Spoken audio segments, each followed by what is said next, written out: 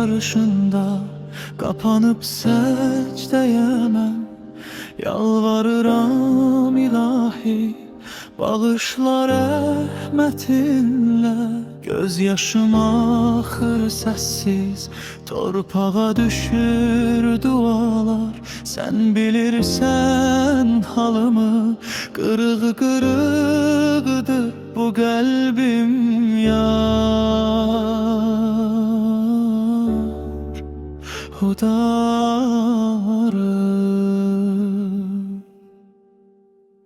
Mən acizəm ey Rəbbim, rəhmətinə möhtacam.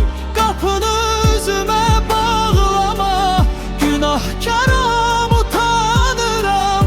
Adını deyib ağlaram, gecələr səssiz səcdədə. Ümidim təkcə sənsən, məni tərk etməyə əziz hadaram.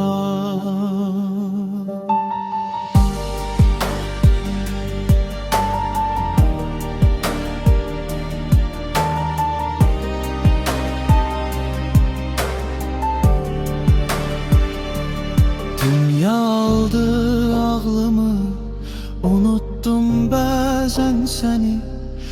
İndi diz çöküb yalvarıram, bağışla bu bəndəni. Hər səhvim bir yük oldu, çiyinlərim əzildi.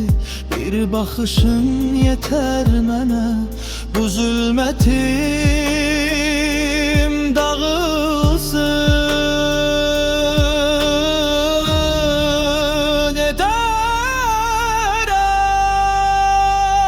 Mən acizəm ey Rəbbim, rəhmətinə möhtacam.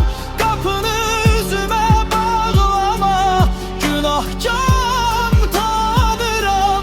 Adını deyib ağlaram, ürəyim titrər qorxudan. Ümidim təkcə sənsən, məni ayırma yolumdan.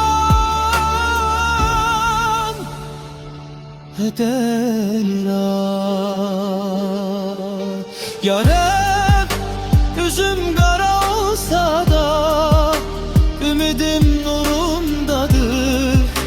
Bu can sənə əmanət, son sözüm adınladır.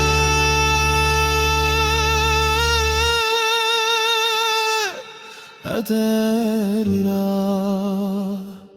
əgər bağışlasan məni, yenidən doğularam.